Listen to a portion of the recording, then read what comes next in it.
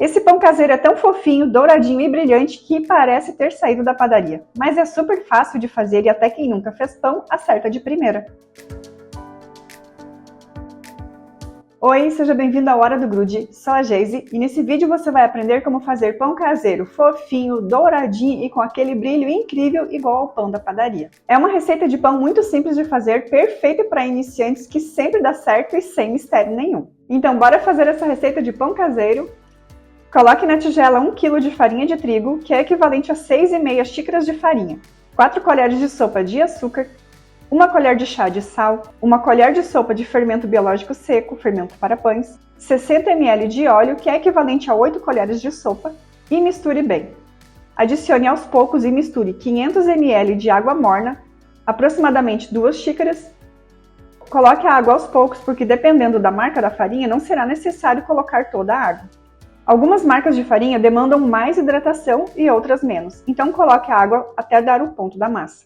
Se for preciso, coloque um pouquinho mais, mas talvez você nem use tudo isso. O importante é que você consiga incorporar todos os ingredientes e que a massa fique bem macia. Transfira a massa para a bancada e sove ela por 10 minutos. É só fazer esse movimento de leva e trás. Coloque força sempre nessa parte da mão, que o esforço será bem menor e ficará mais fácil de trabalhar a massa na bancada. No começo a massa espedaça, mas conforme é sovada, começa a ficar mais lisa e elástica. Coloque de volta na tigela e deixe descansar até dobrar de tamanho.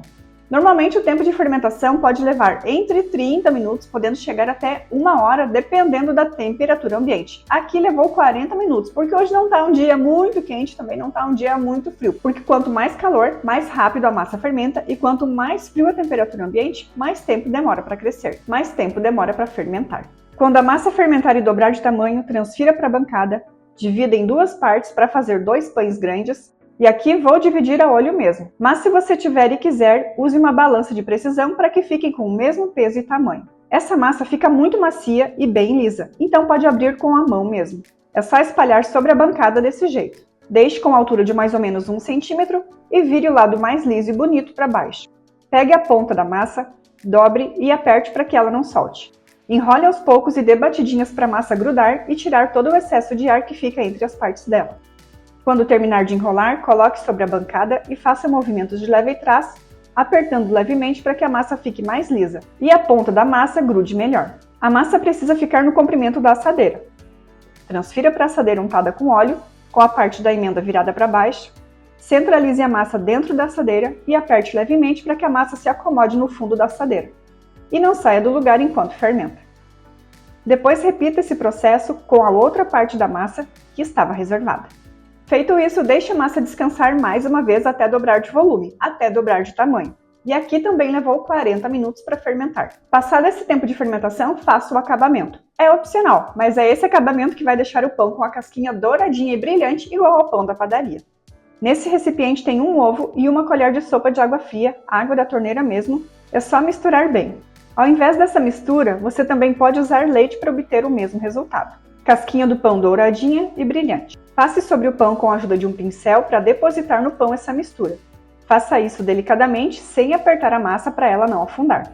Essa receita de pão aqui ela é bem simples, não tem nenhum ingrediente excepcional. Mas aqui no canal tem várias receitas de pão. Tem pão de coco, de cenoura, pão de abóbora, pão de fermentação natural. É só acessar a playlist Pães para conferir essas outras receitas. Inclusive, escreva aqui embaixo nos comentários qual o ingrediente que você gosta em receitas de pão, porque essa poderá ser a próxima receita aqui no canal. E agora é só levar para assar. Asse no forno pré-aquecido em temperatura de 180 graus entre 30 a 40 minutos, dependendo da potência do seu forno. Assei os pães no forno elétrico, coloquei na grade mais embaixo somente com a resistência de baixo ligada. Ficou assando por 30 minutos, depois liguei a resistência de cima, o dourador, por mais 5 minutos, totalizando 35 minutos assando no forno. Quando os pães estiverem assados, tire do forno e coloque de preferência sobre uma grade, ou um descanso de panela, ou até mesmo naquela grade do bico do fogão se estiver bem limpinha, e deixe ali para esfriar. Assim a gente garante que os pães não ficarão molhados por baixo.